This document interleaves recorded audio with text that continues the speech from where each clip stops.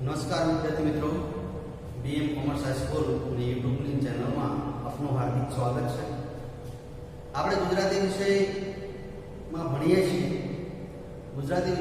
છીએ એમાં એક ઉત્તમ પ્રકારની માતૃત્વને પ્રગટ કરતી જે ગદ્ય વિભાગ છે ધોરણ 9 ની અંદર એમાં માતૃત્વની ભાષા જોવા મળતી એક કૃતિ છે એનો આજે આપણે અભ્યાસ કરવાના છીએ। તો એનો પરિચય આપણે જોઈએ કે ગદ્ય છે 6 એ પહેલા આપણે પાંચમા ગુર્જરીના ગૃહ પૂજે જે કાવ્ય જોઈ ગયા। હવે એમાં આગળ આપણે વધીએ છીએ ત્યારે હવે ગદ્ય વિભાગમાં છઠ્ઠો લોહીની સગાઈ। હવે એના જોઈએ તો લોહીની સગાઈ છે એના સર્જકનું નામ છે ઈશ્વર પેટલીકર। એનો સાહિત્ય પ્રકાર ટૂંકી વાર્તા છે। એમાંથી ટૂંકી વાર્તામાંથી આ કૃતિ લેવામાં આવી છે। એનો સંદર્ભ છે લોહીની સગાઈ, બરાબર। સાહિત્ય પ્રકાર ટૂંકી વાર્તા અને સંદર્ભ છે એનો શામાંથી લેવામાં આવ્યો કે ઈશ્વર પેટલીકરની લોહીની સગાઈમાંથી એક અંશ છે એ અભ્યાસક્રમમાં આપણે લેવામાં આવ્યો છે। હવે આપણે એના મુખ્ય પાત્રો છે એ અમૃતકાકી અને મંગુ, આ બે એના મુખ્ય પાત્રો છે કૃતિના। વાર્તાના બે મુખ્ય પાત્રો યાદ રાખવા જોઈએ। આપણે એક માર્કની અંદર પ્રશ્ન પૂછાતો હોય તો એમાં આપણે લખો કે લોહીની સગાઈ વાર્તાના સર્જકનું નામ અથવા લેખકનું નામ શું, તો આપણે ઈશ્વર પેટલીકર લખવાનું છે। બીજું કે લોહીની સગાઈ વાર્તાનો સાહિત્ય પ્રકાર કયો, તો કે ટૂંકી વાર્તા। ત્યાંમાંથી લેવામાં આવી છે તો કે લોહીની સગાઈમાંથી લેવામાં આવી છે, બરોબર।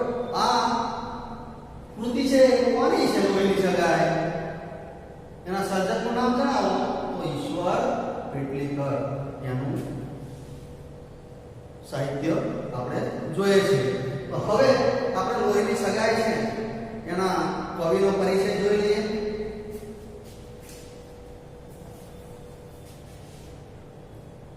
હવે ગદ્ય 6 લોહીની સગાઈ એના સર્જક છે ઈશ્વર પેટલીકર। એનું ઉપનામ છે, એનું ઉપનામ પણ આપણે જોઈએ।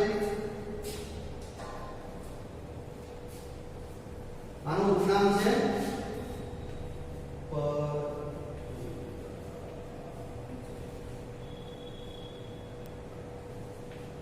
પરિરાજક। એનું ઉપનામ છે પરિરાજક,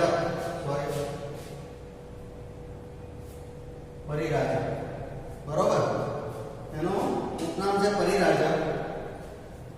ઈશ્વર પેટલીકર એનું ઉપનામ પરિરાજક। જન્મ 9/9/1916 ની અંદર ઈશ્વર પેટલીકરનો જન્મ થયેલો છે। અવસાન એનું જોવા જઈએ તો 22/11/1983 ની અંદર તેમનું અવસાન થયેલું જોવા મળે છે। ઈશ્વરભાઈ મોતીભાઈ પટેલ પેટલાદ તાલુકાના પેટલી ગામના વતની છે। તો એક માર્કનો પ્રશ્ન પૂછાય છે કે આમાં પણ કે ઈશ્વરભાઈ મોતીભાઈ પટેલ ક્યાંના વતની છે, તો કે પેટલાદ તાલુકાના કયું ગામ છે એનું, પેટલી ગામના એ વતની છે। પેટલી ગામના નામ પરથી પોતાની અટક પટેલ પરથી પેટલીકર કરી દીધી। પેટલી ગામના વતની હતા એના ઉપરથી એની અટક છે પેટલીમાંથી પટેલમાંથી પેટલીકર એની જાતિ કરી દીધી, અટક છે બદલાવી નાખી। હવે આપણે જોઈએ કે ઈશ્વર પેટલીકરની કૃતિઓ એનું સાહિત્ય કેવું છે। ઈશ્વર પેટલીકરની વાત કરીએ તો આપણને એની જન્મટીપ નવલકથા તો યાદ આવે છે, કારણ કે સારામાં સારી નવલકથા હોય ગુજરાતી સાહિત્યમાં તો એ જન્મટીપ નવલકથા છે, જેના મુખ્ય પાત્રો ચંદા અને ભીમો અને ચંદા એના મુખ્ય પાત્રો છે। એ આપણે કૃતિ ઘણીવાર વાતો સાંભળીએ છીએ કે ભીમો અને ચંદા એમાં સાંડ નાખવાનો પ્રસંગ આવે છે, એ જોઈએ છીએ, બરાબર। આપણે જોઈએ જન્મટીપ એની મુખ્ય કૃતિ છે। જન્મટીપ પાતાળ કૂવો, કાજળની કોટડી, ધરતીનો અવતાર, કંકુ અને કન્યા, મારી અહીંયા સગડી, તરણા ઓથે ડુંગર, યુગના એંધાણ, ઋણાનો બંધ, જુજવેરું, સેતુબંધ, અભિજાત, લાક્ષાગૃહ વગેરે તેમની મહત્વની નવલકથાઓ છે. આ બધી જ નવલકથાઓ છે એમાંથી સૌથી કોઈ શ્રેષ્ઠ નવલકથા આપણે ગણાવી હોય, બધી એની સારી જ છે, પણ અહીંયા આપણે શ્રેષ્ઠ નવલકથાઓ ગણાવી હોય તો એમાં જન્મટીક નવલકથા છે એ એની ઉત્તમ કક્ષાની નવલકથા જોવા મળે છે. પારસમણી, ચિનગારી, આકાશગંગા, કઠપુતળી, લોહીની સગાઈ વગેરે એની સુપ્રસિદ્ધ નવલિકાઓ છે. નવલિકાઓ એટલે કે ટૂંકી વાર્તાઓ છે, બરોબર. નવલિકાઓ એટલે વાર્તાઓ સંગ્રહ છે. એમની કૃતિઓમાં સામાજિક સમસ્યાઓ અને એના ઉકેલો તથા નગર જીવનના દસ્તાવેજી ચિત્રો મોખરે રહ્યા છે. એની કૃતિઓની અંદર સામાજિક જીવન ધારાધોરણો છે એની પણ ઉલ્લેખ કરવામાં આવે છે. એના મોખરાનું સ્થાન જે સમાજને એની કૃતિઓની અંદર સમાજને પ્રતિપાદિત કર્યો પેલો જોવા મળે છે. અને દસ્તાવેજી મોખરે જો રહ્યા છે, દસ્તાવેજી મોખરે રહ્યા છે. તેમને રણજીતરામ સુવર્ણચંદ્રક એનાયત થયેલો છે. આપણે આજે ઈશ્વર પેટલીકર છે એને ઉચ્ચ કક્ષાનો એવોર્ડ આપણે કહીએ તો ગુજરાતી સાહિત્યમાં આમ તો મુખ્ય તો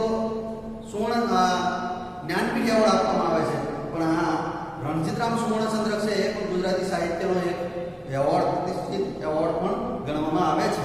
તો સુવર્ણચંદ્રક એનાયત પણ થયેલો છે.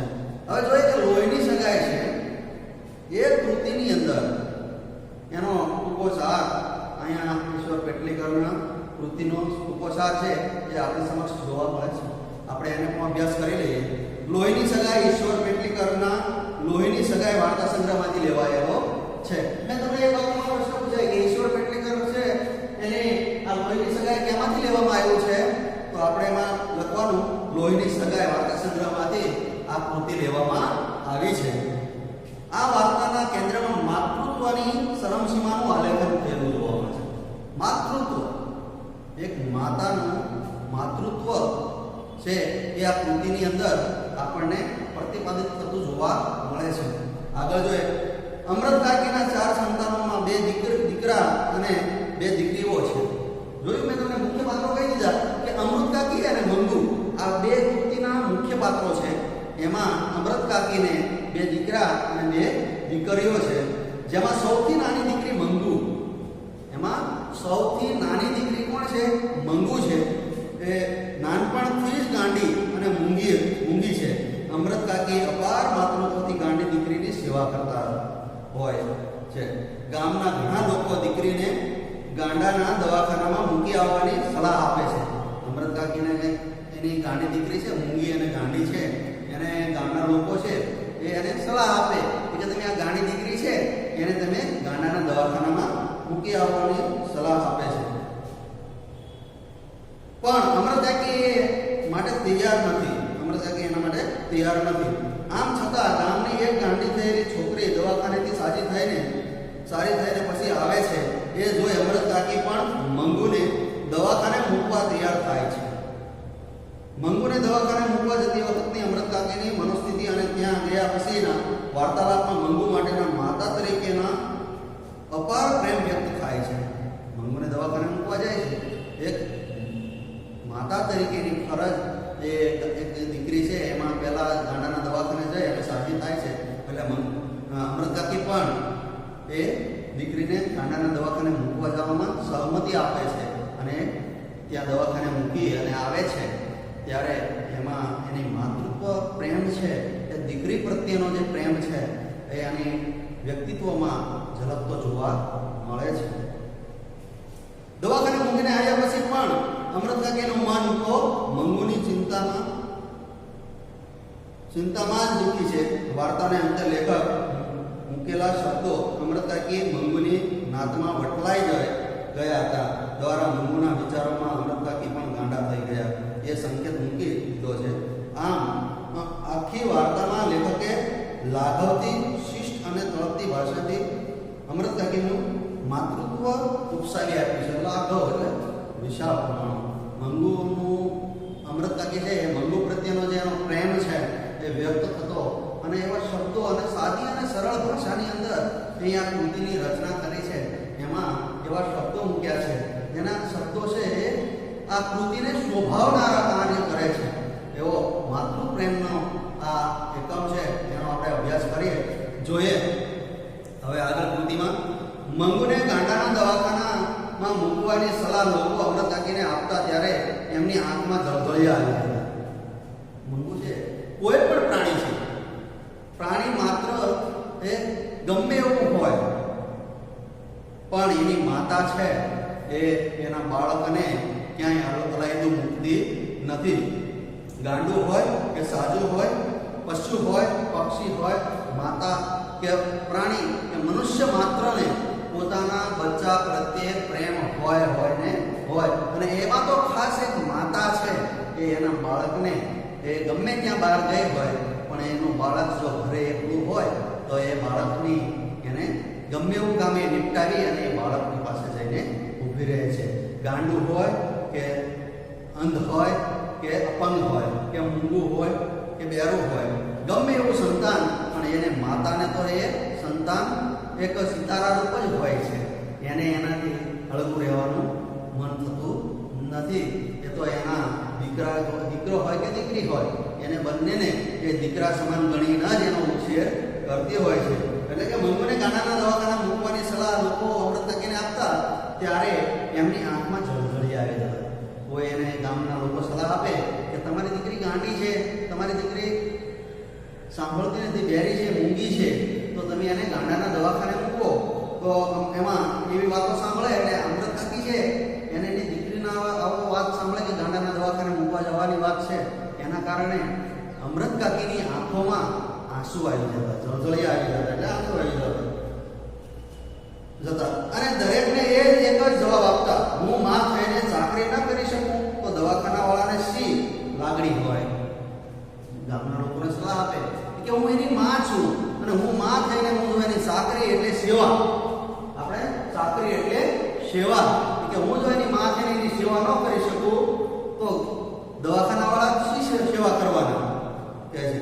તો ચાકરી ન કરી શકું તો દવાખાનાવાળાને શી લાગણી હોય કે દવાખાના હું માં તરીકે જો એને દવાખાને મૂક્યા હોય તો દવાખાનાવાળા તો એને કાંઈ લાગણી ના હોય. મારે માં તરીકે હું એની લાગણી સમજું છું એટલું દવાખાનાવાળા એની લાગણી સમજશે નહીં, એવો એને જવાબ આપતા હોય. ખોડા ઢોરને પાંજરાપોળમાં મૂકી આવવા જેવો જ એ તો કહેવાય. ખોડું ઢોર એટલે ઘરડા ઢોર હોય અને અશક્ત ઢોર હોય એને પાંજરાપોળમાં મૂકવા જાય. હવે આપણે પશુઓ હોય એને આપણે પાંજરાપોળમાં પૂરીએ એની જેવી હાલત થાય. ખોડા એટલે અપંગ અને ઢોર એટલે પશુ, કે ખોડા ઢોરને પાંજરાપોળમાં મૂકી આવવા જેવું એ તો કહેવાય. હવે હું મંગુને જો અમૃત કાકી કે મંગુને હું દવાખાનાની અંદર મૂકું તો કેવી પરિસ્થિતિ નિર્માણ થાય?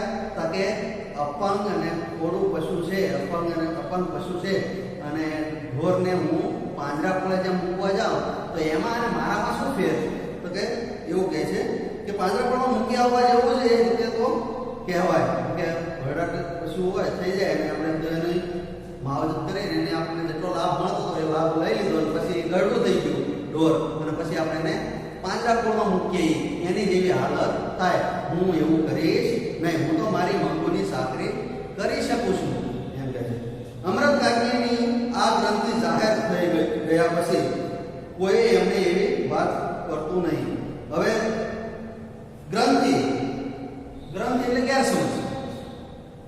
અમૃત કાકીને એવી ગેરસમજ, ગ્રંથિ એવી હતી કે ગેરસમજ એવી જાહેર થઈ ગઈ કે પછી કોઈ એમને એવી વાત કરતું નહીં. હવે પછી આ એને ખબર પડી ગઈ બધા લોકોને કે અમૃત કાકી છે આ દીકરીને છે એ દવાખાને મૂકવા તો જાય છે ને, એટલે લોકો છે ગામના એ એને કંઈ કહેવાનું ટાળે વાળતા.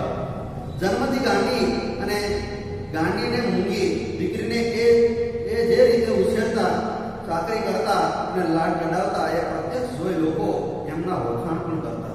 જોયું આ ગાંડી અને મૂંગી દીકરી છે એનું એવી રીતે એ ચાકરી કરતા, એ માતા તરીકેની એક ફરજ છે, સંપૂર્ણ ફરજ છે એ દીકરીને ઉછેરમાં એ ફરજો અદા કરતા. એટલે એના લોકો છે એ એના વખાણ પણ કરતા કે આવી રીતે ગાંડી દીકરીને તો અમૃત કાકી જ ઉછેરી શકે. આવી ગાંડી છે એ દીકરી તો બીજા કોઈને હોય તો એ ઉછેર કરી નહીં, પણ આ દીકરી છે એ ગાંડી છે છતાં એનો ઉછેર છે એ ઉછેર તો અમૃત કાકી જ કરી શકતા, ઉછેરી શકે. બીજાને ઘેર હોય તો ભૂખી તરસી ત્યારની મરી ગઈ હોય અને જીવતી હોય તો પણ આવું હુશ શરીર તો ન જ હોય. કે બીજાના ઘરે જો કોઈ આવું મૂંગી કે ગાંડી દીકરીનો જન્મ થયો હોય તો એ ક્યારની મરી ગઈ હોય, એની કઈ છે ભૂખી તરસી અને મરી ગઈ હોય. પણ આવું હૃષ્ટ શરીર એટલે તંદુરસ્ત શરીર અને ખાવાની કોઈ તકલીફ નહીં, એવું હૃષ્ટ શરીર તો ન જ હોય. બીજે ક્યાંય હોય તો આવી ખડતર તો ન જ હોય. એમ ગાંડી દીકરી છે એ બીજાના ઘરે કોઈને ઘરે જન્મ લીધો હોય તો એ આવી હૃષ્ટ શરીર વાળી તો ન જ હોય. એનો મતલબ એવો કે બીજાના ઘરે કોઈને ઘરે જો આવી ગાંડી દીકરી જન્મી હોય તો એ આટલી બધી સાકરી કરત નહીં. આગળ મંગુ સિવાય અમૃત કાકીને 3 સંતાનો હતા, 2 દીકરા અને 1 દીકરી. અમૃત કાકીએ ત્રણેય સંતાનોને વિસરી ગયા હોય તેમ એમનું સમગ્ર માતૃત્વ મંગુ ઉપર અભિષેક કરતું હતું. અભિષેક કરવો એટલે મસ્તક પર થતી જલધારા અથવા એના ઉપર વારી જવું, એને સેવા સાકરી કરવી. કે મંગુ સિવાય અમૃત કાકીને 3 સંતાનો હતા. મંગુ હતી એનાથી પહેલા એના 3 સંતાનો, 2 દીકરા અને 1 દીકરી, અને ચોથી મંગુ.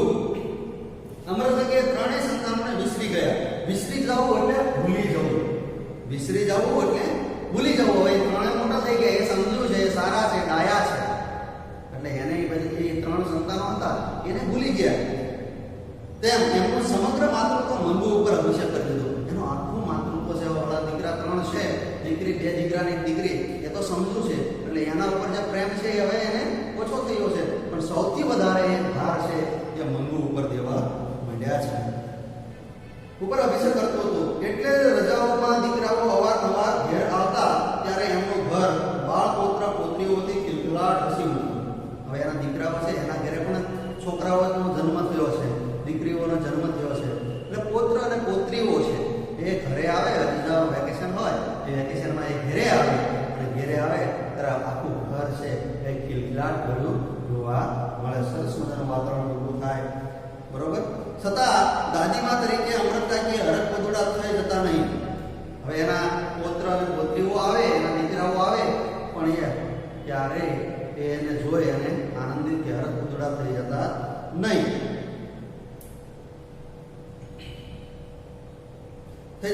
ભાગ્યે જ બાળકોને ત્યાં તેડતા, રમાડતા, કે લાડ કરતા. એને સમય જ નહોતો કે એ મંગુની સારવારમાંથી એ ઊંચા આવે, બરોબર. એટલે ભાગ્યે જ એ કોઈ એના પુત્ર પુત્રીઓ હતા, દીકરા દીકરીઓ, એના છોકરાઓ હતા, એને ભાગ્યે જ કોઈ વાર તેડતા એવું બને છે. હવે આગળ મંગુ સિવાય માના આ વર્તન વિશે દીકરાઓને કંઈ લાગતું નહીં. જો આવું વર્તન કરતા તો તેડતા નહીં, એને કોઈ એના બાળકો હોય દીકરાના એને કોઈ તેડે નહીં. એટલે દીકરાઓ છે એ પણ જાણતા હતા કે માના આવા વર્તન વિશે દીકરાઓને કંઈ લાગતું નહીં. એટલે એને કંઈ ખોટું નહોતું લાગતું કે મારી માં છે એ મારા દીકરાને તેડતી નથી, પોત્રી પોત્રને રમાડતી નથી, એવું એને કંઈ લાગતું નહીં. પણ વહુઓ સમય જતી સમસમી જતી, વહુઓ સમસમી જતી. કારણ કેમ સમસમી જવું? એટલે કે એ અમૃત કાકી છે એ મંગુ પ્રત્યે વધારે ધ્યાન આપતી. આ એના પુત્ર પુત્રીઓ છે, દીકરા દીકરીઓ છે, એના સંતાનોને એ સાર સંભાળ કાંઈ રાખતા નહીં. એટલે એની વહુ છે, 2 દીકરાની વહુ એ સમસમી જતી. એટલે કે એ આમ એને મનમાં એવો કંજ થઈ જતો કે આ મંગુને જ વળગી રહ્યા છે, બરોબર. સમસમી. બંને વહુઓએ પતિ આગળ આ એક જ ફરિયાદ હતી. બંને વહુ હતી એને એક જ ફરિયાદ હતી. શું હતી? દીકરાના બાળકો એમને મીઠા ગમતા નથી અને ગાંડા હીરાને સાથીએથી હળવો કરતો નથી. હવે એના દીકરા છે, એના દીકરાઓને એ સમકાર ગમતા નથી, અને એ તો આ ગાંડો દીકરો છે, હીરો છે, એને જે છાપી એને પડ્યા રહ્યા છે, એના જે સાર સંભાળ લે છે. આગળ દીકરી માને મોએ સંભળાવી દેતી. એની મોટી દીકરી હતી એની માને અમૃત કાકીને છે મોઢા ઉપર જ કહી દેતી કે મંગુને ખોટા લાડ કરાવીને ત્યાં જ વધારે ગાંડી કરી મૂકી છે. ટેવ પાડીએ તો ઢોરને ઝાડો પેશાબ ક્યાં કરાય અને અને ક્યાં ન કરાય તેનું ભાન આવે છે. તો 12 વર્ષની છોડી ગમે તેટલી ગાંડી હોય પણ એને ટેવ પાડી હોય તો શું એટલું ભાન ન આવે? એ મૂંગી છે પણ કંઈ બહેરી નથી કે આપણું કાને ન ધરે. ભૂલ કરે તો 2 લબડાક છોડી દીધી હોય તો બીજી વખત તરત ભાન રાખે. હવે એની દીકરી છે મોટી, એ એની માને કહે છે કે તે આ ગાંડીને વધારે ગાંડી કરી મૂકી છે, એની સાર સંભાળ રાખે છે, એને ઝાડો પેશાબ કરવાની પણ ભાન નથી. જો આ 12 વર્ષની દીકરી થાય છે અને એને તમે તો ખરી ગાંડી છે પણ બેરી તો નથી જ ને. તો બેરી તો નથી, એને તમે આવી ભૂલ કરે, ઝાડો પેશાબ જો એ પથારીમાં જ કરી જતી હોય તો એને તમારે 2 લપડાક મારી દેવાય. લપડાક એટલે કે ઝાપટ આપણે મારીએ છીએ, તો એ ઝાપટ મારી દેવાય તો એને એટલી તો ભાન પડે કે ઝાડો પેશાબ ક્યાં કરવો. ત્યાં જ આને લાડ લડાવીને વધારે ગાંડી કરી છે. અને જો તું એને 2 લપડાક મારી દે તો એને ક્યાં ઝાડો પેશાબ કરવો એની તો એને ભાન રહે જ. આગળ દીકરી આગળ કંઈ બોલે કે પહેલા અમૃત કાકીની આંખો વરસવા માંડી. દીકરી કંઈ બોલે એ ખાલી એને કહેતી હતી કે આવી રીતે મંગુને તું 2 લપડાક મારી અને એને સીધી કર, બરોબર. પણ આવું કશું આગળ બોલે તો એની માં છે એ અમૃત કાકીની આંખમાંથી આંસુ પડવા માંડે છે.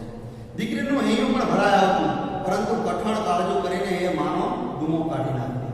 હવે એની મોટી દીકરી છે એને પણ એવું દુઃખ લાગતું, ગુમો ભરાઈ જવા એટલે ગુંગલા પણ થઈ જાય, બરાબર. પણ એ બધો જ છે એ માને એ કહે અને એની અંદરની જે ગુમો છે એની વાત છે એની અહીંયાની અંદર રહેલી વાતો છે એ માં આગળ એ ઠાલવી દીધી. તું કંઈ કાયમ બેસી રહેવાની નથી. ભાભીઓને પનારે એ પડશે ત્યારે રોજ એના મળમૂત્ર ધોવા જેટલી કોઈ આળપંપાળ નહીં કરે અને એ દુખી થઈ જશે. સહેજ અટકીને ધીમે સાથે કહેતી, દવાખાના મૂકવાથી ડાહી નહીં થવાની હોય તો નહીં જ થાય, પણ ઝાડો પેશાબ અને કપડાનું ભાન આવશે તોય બસ છે. ભાઈઓના ઘરમાં ભગવાને ધાન આપ્યું, ઘણું આપ્યું છે, ભાભીઓ ટકે ખાવા ન આપે એવી કજાત પણ નથી. હવે કહે છે, દીકરી કહે છે કે એને અત્યારે તો તું છે, જીવતી છે એટલે તું એની સાર સંભાળ કરે છે, પણ હવે આગળના સમયમાં તું નહીં હોય ત્યારે એની પરિસ્થિતિ વધારે કફોડી થઈ જવાની છે. એની ભાભીઓ છે એના પનારે જો પડશે તો એને ટકે ખાવાનું પણ નહીં મળે. ભગવાને આ દીકરા આપ્યા છે એ સારું એવું કમાય છે અને એ કમાય છે એમાંથી એની એ સાર સંભાળ રાખશે.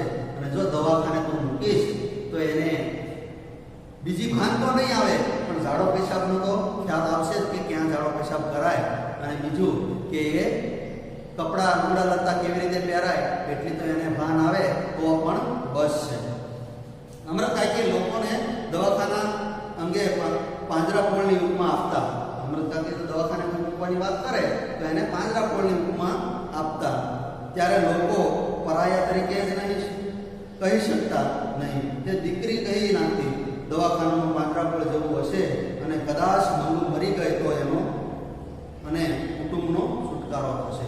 જો દવાખાનામાં મૂકવા જાય અને જો મંગુ મૃત્યુ પામે તો એ આ પરિવાર છે એનાથી એને છુટકારો મળશે એવી વાત થાય છે. દીકરા કમાતા ધમાતા હોય, દીકરી સાસરે હિંડોળા ખાટે ઝૂલતી હોય ત્યારે હું માં થતી જાઉં એનો કંઈ અર્થ નથી. મંગુની સાચી માં બની રહું ત્યારે જ મારી લોહીની સગાઈ ખરી. જો કે મારા દીકરાઓ છે એ કમાતા ધમાતા થઈ ગયા છે પણ એની દીકરીઓ પણ હિંડોળે હિંચકે છે. પણ આવી ગાંડી અબોલા જે એની ગાંડી દીકરી છે, જો એની સેવામાં હું કંઈ ખામી રાખું અને જો એની સેવા ચાકરી કરવામાં જ હું રત રહું અને એ છે એ મંગુની સાચી માં બનીને હું જો રહું તો જ આ મારી ખરી લોહીની સગાઈ છે. એટલે દીકરી કહે કે દીકરાઓ કહે તો પણ મંગુને દવાખાના દ્વારા મોત ભણી હકેલવા અમૃત કાકી તૈયાર ન હતા. એના દીકરાઓ છે એ બધા જ એને કહેતા કે આને દવાખાને તમે મોકલો અને એ દવાખાને મોકલવામાં એ અમૃત કાકી રાજી થતા નહીં.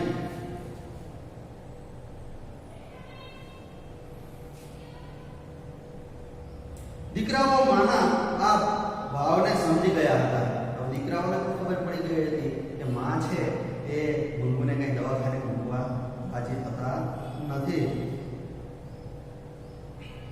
થઈ ગયા હતા. એટલે એ કોઈ વખત એવી વાત કરતા નહીં. દીકરાઓને ખબર પડી ગઈ કે હવે માં છે એ આ મંગુને છે બેનને છે એ દવાખાને મૂકવામાં સંમતિ આપતા નથી. એટલે દીકરાઓને ખબર પડી ગઈ કે હવે માં કઈ રાજી થશે નહીં, એટલે એવી વાત દવાખાને મૂકવાની વાત છે એ એની માં સમક્ષ ક્યારેય કરતા નથી. ફક્ત દીકરાઓના મનમાં એક વસવસો હતો કે કોઈ તાલીમ પામેલી નર્સ કે ડોક્ટરની દેખરેખ નીચે એને રાખ્યો હોય તો તેમને લીધે કદાચ એને જાડો પેશાબ ને કપડાનું ભાન આવે. એના દીકરાના મનમાં એક જ એવો વસવસો હતો કે જો કોઈ તાલીમ પામેલી નર્સ હોય એની દેખરેખ નીચે જો આ મંગુને મૂકવામાં આવે તો એને એટલી તો ભાન આવે કે એને જાડો પેશાબ ક્યાં કરવો અને કપડાં કેવી રીતે પહેરવા શું કરવું એટલી તો ભાન તો એને આવે જ. એનું એને વસવસો એના દીકરાઓના મનમાં એ હતો. પરંતુ એવી સગવડ ઘર આગળ કરી શકાય તેમ હતું નહીં, એટલે એ મૌન રહ્યા. હવે આવી સગવડ છે એ ઘરે જ કરી શકાય એટલે એની હેસિયત એટલે એના સુખ સુવિધાઓ હતી નહીં, એટલે એ મૌન થઈ જાય છે કે દીકરીને એ પર્સનલ નર્સ કે પરિચારિકા રાખી અને એની સેવા સાકરી કરે, એને સમજાવવાનો પ્રયત્ન કરે. હવે એવું ખર્ચ એનાથી ઉપડે એવો નહોતો, એટલે એ મંગુને છે એ દવાખાને મૂકવાની વાત છે એ એના મનની અંદર જ રાખી દે છે.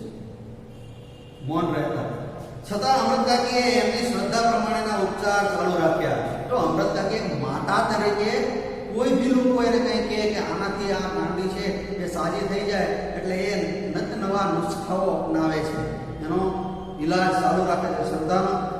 છતાં અમૃતકાકી એમની શ્રદ્ધા પ્રમાણેના ઉપચાર ચાલુ રાખ્યા હતા. દવા કરનારાઓ વણનોતરિયા ઘેર આવી પહોંચતા. શિલાજીત વેચનારા કે હિંગ વેચનારા મંગુને ગાંડી જાણતા પોતે દવા જાણે છે એવો દાવો કરતા. અમૃતકાકી માનતા કે 1000 ઉપચાર કરીએ ત્યારે એક ટેકી લાગી જાય, એટલે બીજાને મન ગાંડી ઘેલી આ વાત છે. વાત એ ગંભીરતાથી સાંભળતા અને શ્રદ્ધાથી એનો અમલ કરતા. જોશીઓ અને ભુવાઓ પર પણ અવારનવાર બહારે ખાતા એટલે આવે છે. એક જોશીએ ભાગ્યું હતું કે આવતા માગશર મહિનામાં એની દશા બદલાય છે એટલે સારું થઈ જશે. ત્યારથી માગશર મહિનો અમૃતકાકીનો આરાધ્ય દેવ બની ગયો હતો. હવે આ અમૃતકાકી છે એક નવા નુસ્ખા કરે. કોઈ શિલાજીત વાળો આવે, એક ઔષધિ છે શિલાજીત, એ ઔષધિ લઈને આવે અને એ કહે કે મંગુને આનાથી સારું થઈ જશે તો એ એનો પણ ઈલાજ કરતો. અને અમૃતકાકીનું એક માનવું એવું હતું કે મારી દીકરી ગાંડી છે પણ 1000 નુસ્ખા અપનાવી એમાંથી એકાદો નુસ્ખો છે એ લાગુ પડ્યો તો એ આ મારી મંગુ ગાંડી છે એમાંથી એ સાજી થઈ જાય. અને ઘણા બધા ભુવાઓ છે, જોશીઓ છે, એને ખબર પડે કે અહીંયા એક ગાંડી છે અને એને એ સાજી કરવા માટે આ અમૃતકાકી કોઈ કસાશ રાખતા નહીં. જોશીને પણ બોલાવે અને એક જોશી તો એવો આવ્યો કે અહીં કીધું કે માગશર મહિનો આવે છે ત્યાં એ મંગુનો જે નક્ષત્રો છે એ બદલાય છે, એના દશા છે એ બદલાય છે અને આવતા માગશર મહિના સુધીમાં એ મંગુ સાજી થઈ જશે. એટલે અમૃતકાકીના જીવમાં જીવ આવે છે અને એ આવતા માગશર મહિનાની રાહ જોવે છે. અને એ માગશર મહિનો આવે એટલે અમૃતકાકીના શરીરમાં સ્ફૂર્તિ આવી જાય અને કહે છે પછી માગશર મહિનામાં એમની દશા બદલાય છે એટલે સારું થઈ જશે. ત્યારથી માગશર મહિનો અમૃતકાકીના આરોગ્ય જેવો બની જતો. હવે એ માગશર મહિનો આવે એટલે કે આ માગશર મહિનામાં મારી દીકરીને સાજું થઈ જશે એટલે એ ખુશખુશાલ થઈ જતા અને એ કહેતા કે હવે આ માગશર મહિનો છે એને એના આરાધ્ય દેવ એના મુખ્ય ભગવાન બની જતા એવો ભાસ થાય છે. માગશર મહિને તાકડે મંગુને 14 વર્ષ પૂરા થઈ જાય છે. માગશર મહિનો આવે છે ત્યાં એના 14 વર્ષ પૂરા થઈ જાય છે. થઈ રહેતા હતા એટલે કોઈ ડાહ્યું માણસ જે તરંગે ન ચડી જાય તેવા તરંગે અમૃતકાકી ચડી જાય. માગશર મહિનો આવે એટલે અમૃતકાકીને ઓલા જોશીની વાત યાદ આવે છે કે આ આવતા માગશર મહિને છે એ મંગુ સાજી થશે એટલે એના દશા બદલાય છે, એટલે એ કોઈ સાચો માણસ જેવા તરંગે સડી જાય. અને એવી રીતે અમૃત કાકી પણ આ મંગુના સાકરીમાં એ તરંગે ચડી જાય છે. અને અમૃત કાકી ચડી જતા સૌનું ઉતરતા કમુને પરણાવેલી મંગુ ડાહી હોત તો આજે એના વિવાહનું પણ નક્કી થઈ ગયું હોત. હવે એની કમુ છે એને 14 વર્ષે એને પરણાવી દીધી હતી અને એના લગ્ન જીવન છે એની યાદ આવે અને કહે છે જો મારી મંગુ છે એ ડાહી હોત તો એના પણ વિવાહ એટલે લગ્ન કરી દીધા હોત, વિવાહનું પણ નક્કી થઈ ગયું હોત.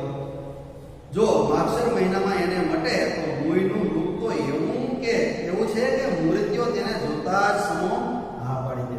અને મંગુ ગાંડી હતી એની સાથે સાથે એનું રૂપ પણ એવું સૌંદર્યવાન હતું, કોઈ જેને જોવા આવે તો એને ગાંડી ગણે નહીં, પણ એનું રૂપ જ એવું હતું કે જો સાચી હોત તો કોઈ મૃત્યુ એને જોવા આવે તો એ સામો જોતા જ એને હા પાડી દે.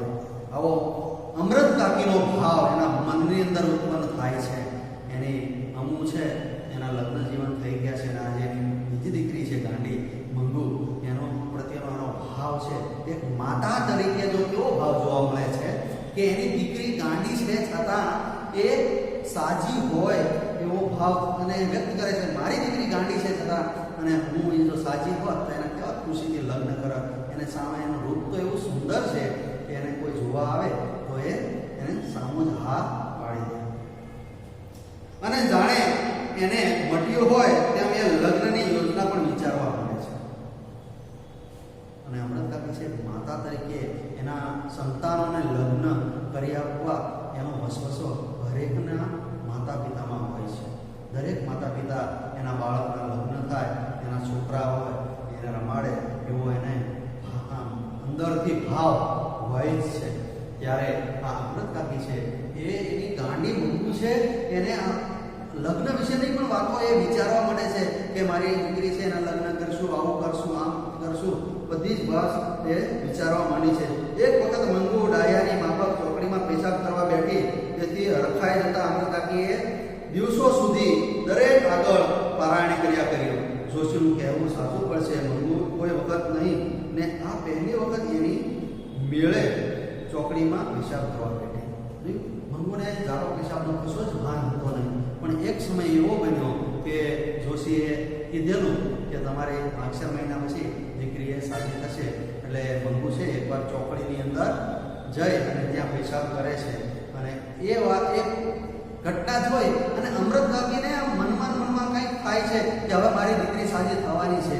એટલે એ ગામમાં એક ઢેરો પીટે છે, ગામમાં એ બધાને કહેતી ફરે છે કે મારી દીકરી છે આજે ચોકડીમાં જઈ અને પેશાબ કર્યો, બરોબર, એટલે હવે એ સાજી થવાની તૈયારીમાં છે. એટલે એ ઢેરો પીટે છે અને વખતે પહેલી વખત એની મેળે ચોકડીમાં જઈ પેશાબ કરે છે એટલે એ આનંદિત થઈ જાય છે અને બધાને એ વાતની એ જાણ કરે છે. સાંભળનારને ગળે આ વાત ઉતરવી મુશ્કેલ હતી. બરોબર, જોયું? સાંભળનારા હતા લોકો બધા, એને આ વાત છે એ ગળે ઉતરવી મુશ્કેલ હતી, કારણ કે એ સાંભળતી વખતે મંગુ પેશાબ કરી ભીની માટી આંગળી વડે કોતરતી નજરે પડે છે. સર્જકની અહીંયા લેખન શૈલી છે એ આપણે સમક્ષ જોવા મળે છે કે ગાંડી છે એ મંગુ છે એ અમૃત કાકી એને વખાણ કરે છે, પણ લોકો એને જોવે છે ત્યારે એ મંગુ ગાંડી છે એ પેશાબ કરેલું જે ભીની માટી છે એ હાથ વડે કોતરે છે. એટલે એને અમૃત કાકી છે બધાને વાતો કરે છે તો એમાં કોઈ ધ્યાન આપતું નથી અને કઈ સાંભળનારને ગળે આ વાત ઉતરતી નથી, કારણ કે એ સાંભળતી વખતે મંગુ પેશાબ કરી ભીની માટી આંગળા વડે કોતરતી નજરે પડે છે. કોતરવું એટલે હાથથી ખોદે છે. મંગુને ધૂન આવે ને એ ઊભી થઈ જતી તો એમની નવી વાત મળી જતી. મંગુને ધૂન આવે અને એ ઊભી થઈ જતી એટલે એમને નવી વાત મળે છે. મેં કહ્યું કે સમાણી ડાયાની માફક ઊભી થઈ ગઈ કે મેં એને કીધું કે ઊભી થા એટલે એ સમજણો માણસ હોય એની જેમ એ ઊભી થઈ ગઈ. આગળ આમ અમૃત કાકીનો આશાભર્યો માગશર મહિનો આવ્યો છતાં મંગુ ડાહી તો ન જ થઈ, પણ શહેરના કન્યા વિદ્યાલયમાં ભણતી ગામની એક દીકરી કુસુમ ગાંડી થઈ ગઈ મંગુની માફક. એને પણ ઝાડો પેશાબનું ભાન ન રહ્યું. અમૃતાકીને એથી દુઃખ તો થયું પણ સાથે સાથે સંતોષ પણ થયો કે ડાહી ડમરી સુડી ગાંડી હતા આવું ભાન ગુમાવી બેસે તો જન્મથી ગાંડી મંગુને વિચારીને એવું ભાન ન હોય તો એમાં શા ન હોય. હવે અમૃતકાકી છે એને પણ એવું થાય છે, એને એવું થાય છે. અમૃતકાકીનો આશાભર્યો માગસર મહિનો આવે છે. હવે એવા જ મહિનામાં ડાહી તો ન થઈ પણ શહેરના કન્યા વિદ્યાલયમાં એક શહેર હતું એની કન્યા વિદ્યાલયમાં એક ભણતી બાળા છે એ ડાહી છે, ડમરી છે, એ પણ સાજી હતી અને એ ગાંડી થઈ ગઈ. એને પણ ઝાડો પેશાબનું કાંઈ ભાન ન રહેતું. એટલે અમૃતકાકી એવું માને છે કે જો ડાહી ડમરી દીકરી હતી એ જો ગાંડી થઈ ગઈ, એને ઝાડો પેશાબનું ભાન નથી, સાજામાંથી એ ગાંડી થઈ ગઈ, એને જો આવું ભાન ન રહેતું હોય તો મારી દીકરી છે એ તો જન્મજાત ગાંડી છે, એ જન્મથી જ ગાંડી છે, એમાં કશી છે દવાઈની વાત છે નહીં. એવી બિચારી આ તો જન્મથી જ ગાંડી છે, એને શું ભાન હોય. આગળ કુસુમને દવાખાનામાં મૂકવાનું નક્કી કર્યું. જોયું. હવે ઓલી કન્યા વિદ્યાલયમાં ભણતી એક બાળા છે એ કુસુમ એ સાચી હતી, એમાંથી ગાંડી થઈ ગઈ એટલે એને દવાખાને મૂકવામાં આવે છે. એ સમાચાર જાણી અમૃતકાકીને ઓછું આવ્યું. હવે આ સાજી દીકરીથી ગાંડી થઈ ગઈ અને દવાખાનામાં મૂકવામાં આવે છે એટલે અમૃતકાકીને એને લાંછન લાગે છે, એને દુઃખ લાગે છે. કહ્યું એની માં જીવતી હોય તો એને દવાખાને મૂકવા ન દે. જો એ કુસુમ છે એની માં છે એ એક્સપાયર થઈ ગયેલી, મૃત્યુ પામેલી, એટલે કે જો અમૃતકાકી એવું કહે છે એની માં જો જીવતી હોત ને તો એને દવાખાને મૂકવા ન દે. માં વગરનું બધું સૂનું હોય, સૂનું કહ્યું છે. અહીંયા આપણે એક કહેવત જોઈ લઈએ કે આપણે છે માં વિના સૂનો સંસાર, ગોળ વિના મોળો સંસાર, માં વિના સૂનો સંસાર.